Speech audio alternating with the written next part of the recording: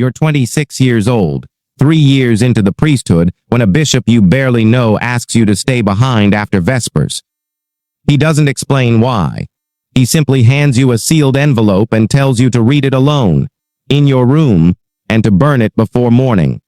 Inside is a single sheet of paper. No letterhead. No signature. Just an address near the Piazza della Minerva in Rome and a date 2 weeks from now. You don't know it yet, but you've just been selected for the oldest intelligence service on the planet, not the CIA. Not MI6. An organization founded in 1566, a full 2 centuries before the United States existed. The Vatican calls it nothing, because officially it doesn't exist. Insiders call it the entity. You arrive in Rome on the assigned day. The address leads to the Pontifical Ecclesiastical Academy, a quiet building that trains diplomats for the Holy See. That's the public story. In practice, a former CIA reviewer once compared it to the agency's own Camp Peary. You are told you've been recommended by your diocese. You are told your linguistic abilities, your composure under pressure, your capacity for discretion have been noted. What no one tells you is what you'll actually be doing. At the lowest level, you are simply an observer, posted to a nunciature, a Vatican embassy, in a country where the church has sensitive interests. Your official role is diplomatic support, translation, scheduling, correspondence. But your real task is something else entirely. You listen. You watch the political landscape. You note which government officials attend private meetings with which foreign attaches. You report what you hear back through channels that never pass through regular diplomatic pouches. You are, in every functional sense, a human intelligence asset operating under ecclesiastical cover, and you wear a Roman collar while doing it. No one calls you a spy. The word is never used, but the motto of the entity, cum cruce et gladio, with the cross and the sword, tells you everything about the duality you now live inside. As you prove yourself, your responsibilities deepen. You're moved to a more complex posting. Perhaps it's a country in the middle of civil conflict where the church has both moral authority and political leverage. You begin handling contacts, not just observing but cultivating sources. Diplomats, military officers, opposition figures. Your collar gives you access that no intelligence officer from any secular service could ever obtain. People confide in priests. They always have. And now that instinct, that ancient trust, becomes your operational tool. The contradiction starts to settle into your bones. You hear confessions on Sunday and write intelligence assessments on Monday. You bless the sick in the morning and debrief a contact over coffee in the afternoon. There is no training manual for the weight of this. The entity doesn't have therapists. It has doctrine and silence. At the mid-level, you begin to interact with other services. The entity has maintained relationships with the Mossad, the CIA, and a shifting roster of European agencies since at least the Cold War.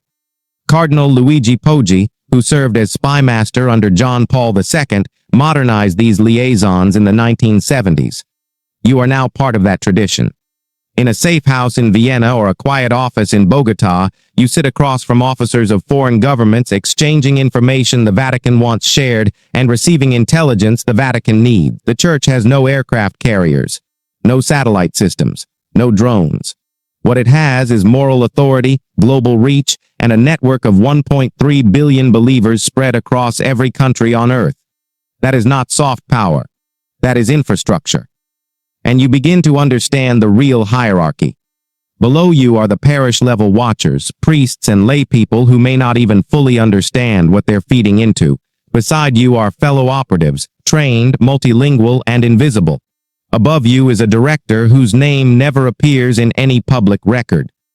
Under Pope Francis, that role is believed to be held by a former Argentine intelligence officer named Jose Luis Uboldi, a figure so shadowed that even seasoned Vatican journalists struggle to confirm his biography. He answers to the Pope.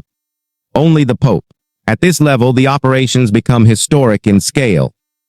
In the 1980s, entity agents helped extract Colonel Ryszard Kuklinski, a NATO spy inside the Polish military, smuggling him through the Canadian embassy in Warsaw before the imposition of martial law. In 1973, a Holy Alliance officer named Father Carlo Giacobini, trained at CIA headquarters in Langley, helped the Mossad disrupt a Black September plot to assassinate Israeli Prime Minister Golda Meir on the tarmac of Rome's Fiumicino Airport. In the 2010s, entity operatives moved quietly between Havana, Washington, and Bogota, helping broker the peace agreement between the Colombian government and the FARC. These are not rumors. They are documented by journalists, confirmed in fragments by intelligence reviews, and corroborated by the patterns of Vatican diplomacy across 5 centuries.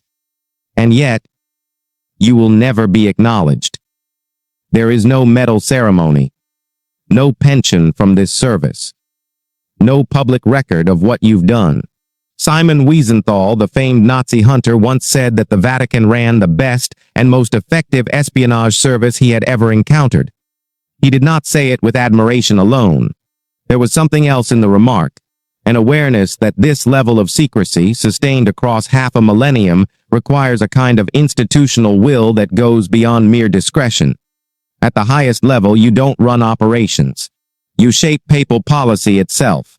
You decide which intelligence reaches the Pope's desk and which disappears. You manage relationships with the world's most powerful agencies while maintaining the public fiction that none of this exists. Napoleon once said the power of a single pope was worth 200,000 soldiers. You are the reason that equation still holds.